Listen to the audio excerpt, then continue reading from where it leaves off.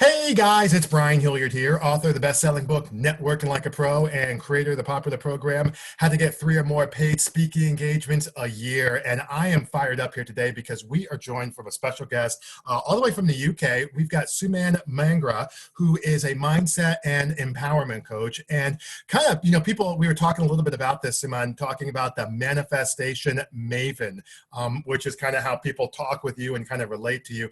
Thank you so much for coming on. We really appreciate it. Thank you, Brian, and thank you for having me. Really Awesome. excited about sharing some great information and tips today. Awesome. Well, we were talking a little bit before the show. We got to jump right into the Manifestation Maven. Talk to us a little bit about what that means exactly. We've got a lot of coaches on, so I don't think you're going to have a problem getting into the energy side a little bit with them, but tell us a little bit about what that's all about, if you don't mind. Perfect. So the Manifestation Maven actually came from when I actually had another coach that was my clarity coach. Okay. And I was going down that route that a lot of coaches go down and consultants about what is my niche? What is it that is my speciality? Who is my core people that I want to support? Or what is my core message? So as I spoke to her and I started unwrapping what I'm about and what I love doing and what the core of everything underpins what I do, it was around the law of attraction. And it was helping people manifest what they need to manifest in their lives at any particular time. So when we explored that a little bit more, we came up with Manifestation Maven. Maven meaning somebody who's like the master or the go-to person for that type of topic. So even though there's so much more to what I do, the high level was what I found as the umbrella of the core of what I am. That is awesome because, when we were talking about having you on, one of the things that really came to me, and I think a lot of our listeners will be interested in hearing, is as service practitioners, whether it's a coach, consultant, whatever the case may be, therapist, just service practitioners, there is a conversation around being able to be successful, obviously, because we're practitioners at heart, right? We want to be able to do stuff for people and move people forward and help them. But on the flip side, there's also this idea that we need to make a living, right? Like there needs to be something where, how is it that we can kind of, one of the things I talk about is ethically attract clients without being pushy. How is it that we can work with people in this space of integrity and also be able to make a living while we're doing this? And one of the things, again, why we kind of connected on this area is that you have a conversation around energy and you have to have a conversation around business energy. So talk to us a little bit about what that means exactly, because I think this is a really good starting point, because I think for a lot of people, they actually might be inadvertently holding themselves back, and I don't even know if they know it yet. That's absolutely true. There's some, I did an event on the weekend and I had a lady on there who's an addiction recovery coach, and she spoke about her journey and she spoke about how she noticed a pattern of self-sabotage. Right. And it happened from a deep-rooted time from her childhood. And she said that she would stop relationships from blossoming and spoil relationships she was in, or in a work situation, she'd always end up messing things up somehow because she did realize she was doing it to herself in the end, and self-sabotage is something that either people understand that they're doing it and keep doing it still, or they don't even know that they're doing it. I think one of the things when you talk about self-sabotage and you talk about business energy, I think one of the things is that charging what they're worth. I think I'm just talking, but and we can charging what they're worth. I think, there's a population of people, maybe those who are listening, who consider marketing to be like a pawn of the devil, right? Like it's this, oh, whoa, I can't believe, you're doing this.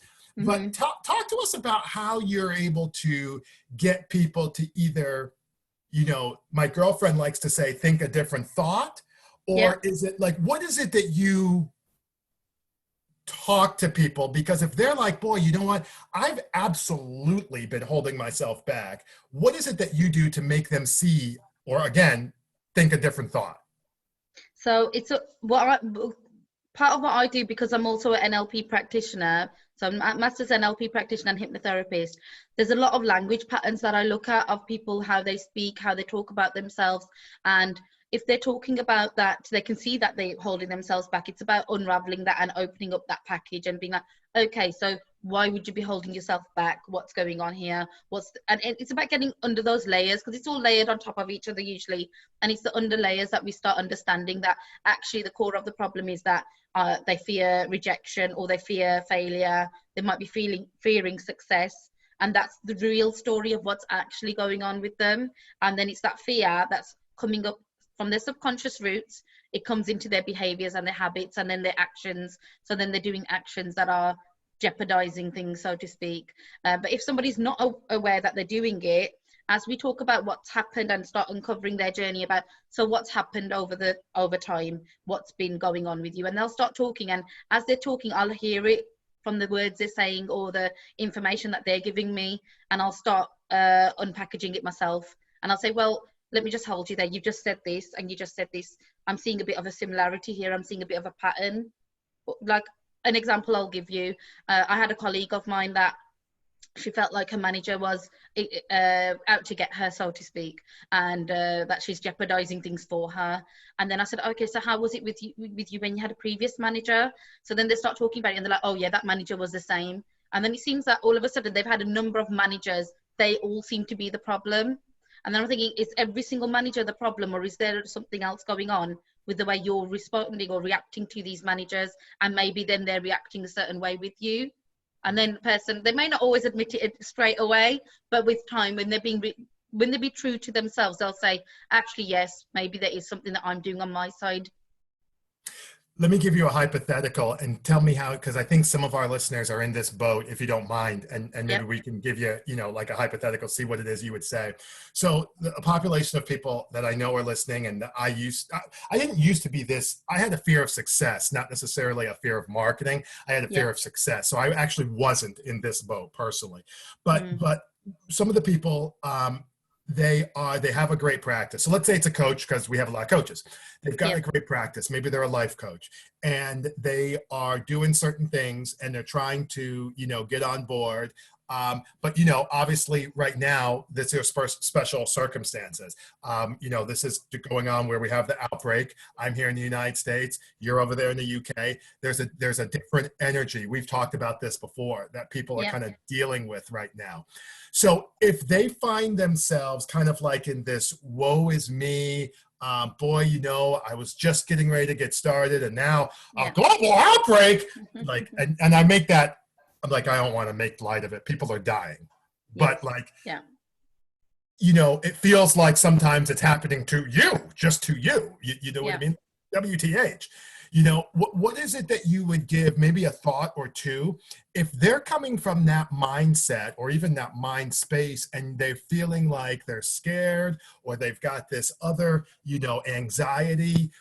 How would you shift them maybe a little bit more towards channeling that to a more, what I would call, positive business energy, if you don't mind me putting it that way? That's fine. Yeah. And that is something that's a big issue and a big problem for a lot of people.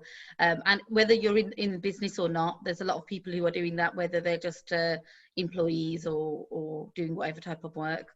Now, the biggest thing what I do as part of coaching, and I think all coaches will resonate with this, when I first stepped into the realm of life coaching myself, we were highly advised to have our own life coaches. So I had a coach who was with the same organization. So we were learning the same stuff. So she was having a chance to practice with me as a coach. And as a client, I was having that experience of having a coach. So it was a two-way learning. And the number one thing that came from it was taking responsibility from our actions and what we do, and that we have to take responsibility and ownership of where we are and our results so far. So even as I evolved and then started learning more about NLP, the NLP model also talks about this, and it talks about a cause and effect, and putting yourself at the cause rather than at the effect. So the example of that being, are we a product of what's going on around us, or are we the root of why things are happening around us the way they're happening?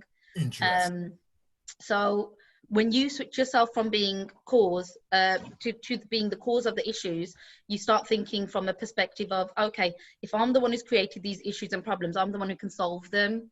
You start getting a lot more empowerment that way, by thinking, actually, if it is actually down to me, and it might just be made up, we don't know how it might be, but if we start putting ourselves on that side of the fence rather than this side, that the world, you know, the government is doing this, so that's affecting me. The economy's gone down, so I'm broke now. Oh, people are saying and doing mean things, so it's making me feel hurt.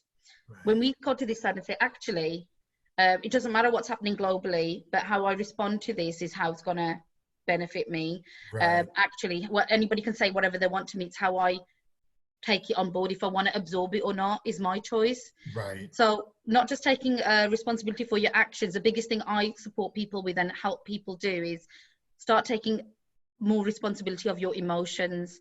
A lot of us are in a default mode where we feel like we're on autopilot, so we automatically say, but obviously when somebody's swearing at me, that's going to make me feel bad. You're choosing to feel bad. You don't have to feel bad.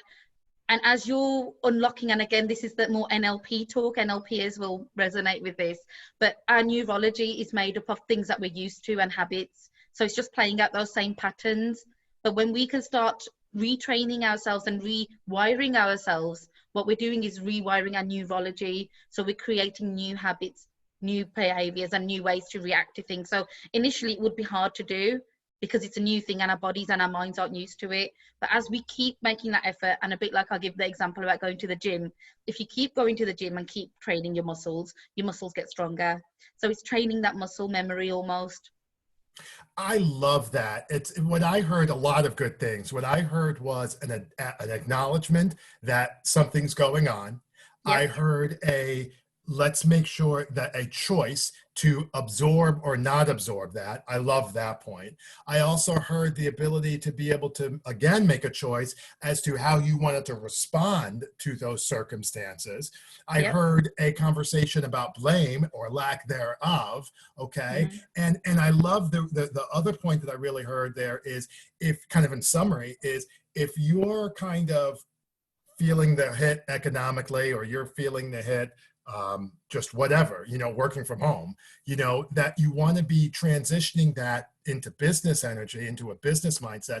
You know, from my perspective, start doing some videos, Yep. update the website, you know, Yep. shoot some, update the website. Oh, get some testimonials. I'm thinking video, but get the testimonials. Yeah. You know, do some of those things. Maybe start a podcast. You know, you've been talking about, people talk about, well, I haven't had the time to do this, do that. Maybe start getting some more speaking engagements. That's it. And the thing is, right now, it's about the way you're looking at things, and it's a perspective. And you know how I said I help people reframe? It's about looking at things from a different angle, because it's that saying that, I believe it was Wayne Dyer who said, when you change the way you look at things, the things you look at change. Right. Because the things are still the same, but you're looking at it from a different angle or perspective. It looks Right. different. And an example I'll give you is, like, a lot of people are now going on to online Zoom webinars, and a lot of people are hesitant because they're not used to online technology, or they're afraid of using videos and how they're coming across on a video. But when I did a online networking meeting yesterday, Right. I reflected on it and I said, this is so much better, because I'm getting like one-on-one contact with you now. We're in a networking atmosphere, but they went out into these little breakout rooms where 2 or 3 people could talk to each other. And I thought, I can have so much more better conversations now here. If I was in a face-to-face meeting now, I'd be distracted about those people over there, and I want to go and talk to that person over there, and actually I need to take some time out to speak to that person as well. But when we're in that little room and there's only 3 or 4 people, I'm only speaking to them, and I'm giving them undivided attention and a little bit more connection. And little things that people have started drawing on. They're like, oh, I don't even need to worry about paying petrol anymore, or commute time I'm saving on because I'm doing it online. It's saving me a lot of time, actually. I'm at the comfort of my own home. Like, I was thinking to myself this morning, I was having a little giggle with myself. I don't have to worry about the shoes I need to wear with my outfits. Right. That's Little things exactly like right. that. Little things. And it's like, start looking at what's actually the benefits. There's always going to be things that ain't good, and there's always things that are good. Start focusing on more good things and focus on benefits, because they're there as well. That's exactly right. I love that. I got a couple more questions, but first, tell me a little bit about where it is people can find you, in terms of either connecting through social or something like that. I want to take a second before we lose track of that. Where can people find you? Because this is some really good stuff. So yes, my main platforms that I use are LinkedIn and Facebook, and also Instagram. So on LinkedIn and Facebook, I'm just as myself, Suman Mangra, SUMAN MANGHRA. And on Instagram, I am the.manifestation.maven. You Okay. can find me on Instagram as well.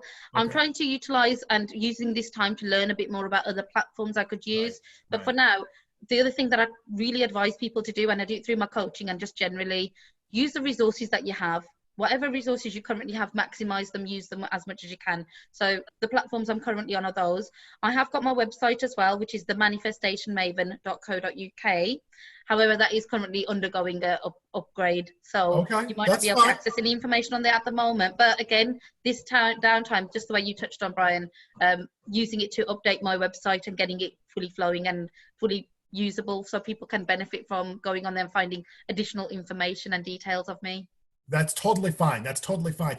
One point that I want to really bring up, and we talked about this offline when we were talking about doing the interview, Yep. was the intuition and ego.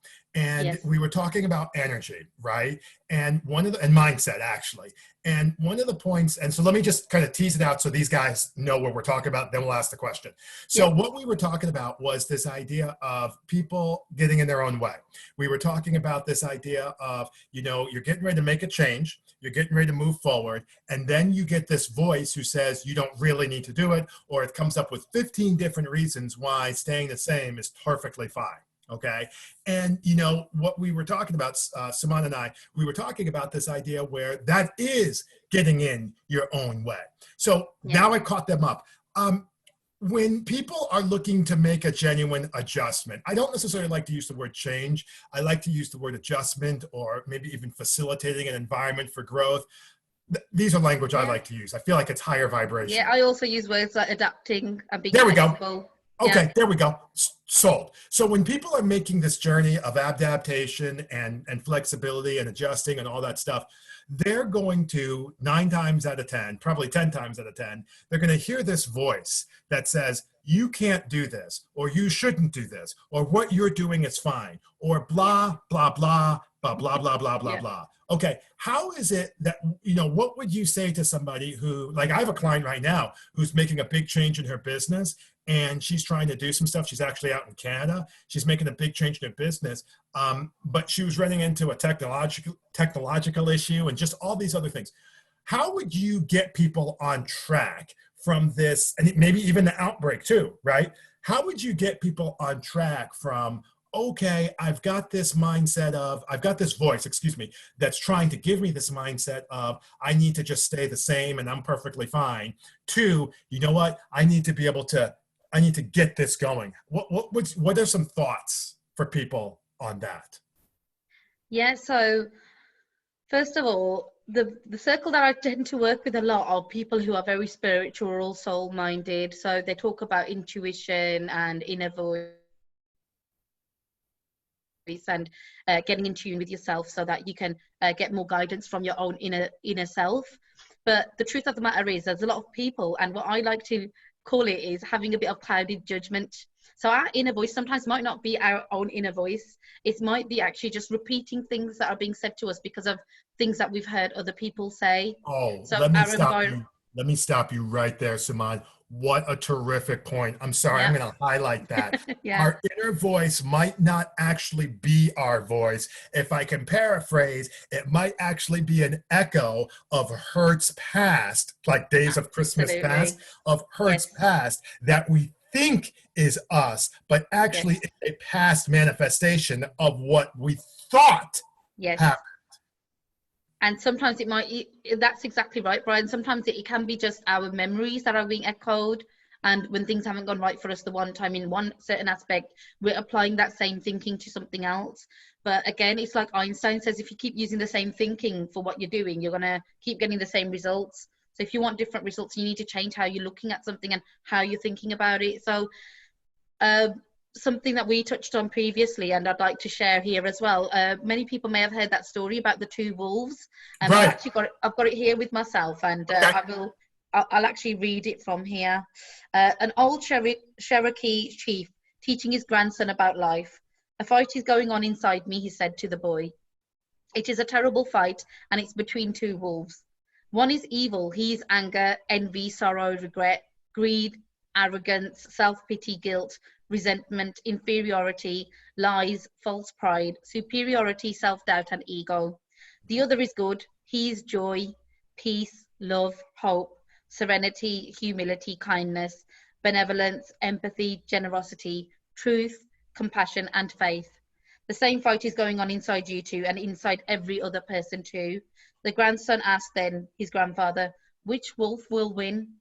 The old chief simply replied, "The one you feed." Now, I love this story because this inner wolf that's inside ourselves, we've got a bit of both.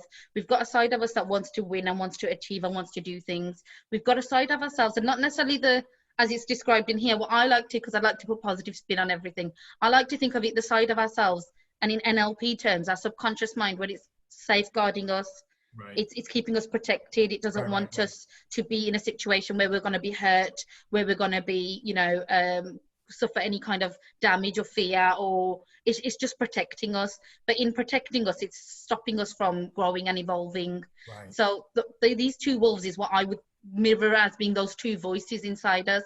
And why at the end about it's the one that you feed. So how are we feeding these wolves inside us? So how are we feeding the part that wants to protect us and the one that wants to grow? So if you keep doing things where you're taking on challenges, you're taking on risks, you're learning from your failure, and you don't mind failing, and you get used to failing, and you get used to rejection, like they say in sales as well. Look for the no's. When you start getting used to that, you're feeding that part of you that's growing, that wants to grow and evolve.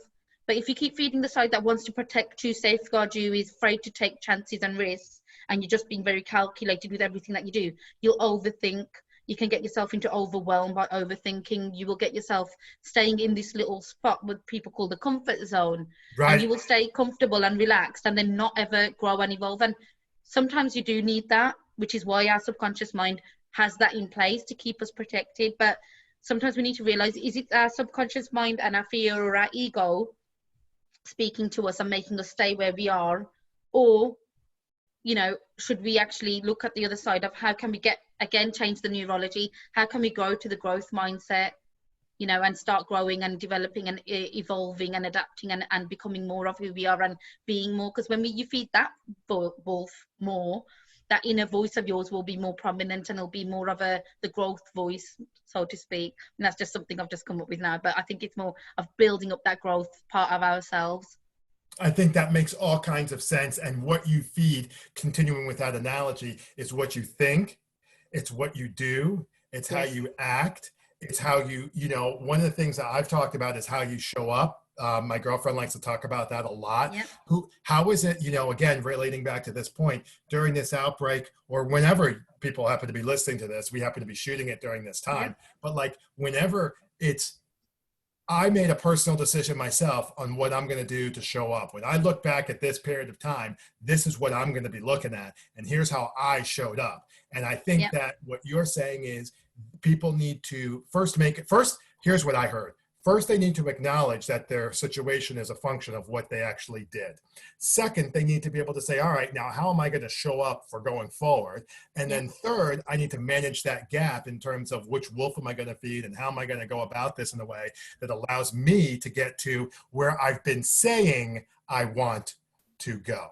I totally agree with that. And the other thing I'll also add to that is another way you can feed that wolf is the things that we're intaking. So information that's always all around us. So what are we reading? What information are we consuming? Are we constantly on the media? Are we on social media? Are we constantly watching the news? Are we constantly absorbing negative things and bringing in negativity into ourselves without realizing it? Like constantly reading like newspapers and stuff like that, or magazines. And if you are reading things, what types of information are you reading? So information we're letting in ourselves is the videos we watch, the conversations we're having, the people we're speaking to, the circles we're hanging around with.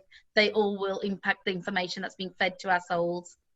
That is awesome. That is awesome. All right, guys, that is Suman Mangra. She is the Manifestation Maven, Mindset and Empowerment Coach. Suman, thank you so much for stopping by. This was really great. I appreciate it. And I appreciate it too. And I really hope it can help whoever's listening now. And if you do want any other further support or would like to have that conversation to hang around with like-minded people like myself and Brian, get in touch, and do get in touch with myself on those platforms. Awesome. Awesome. Thanks so much. Thank you.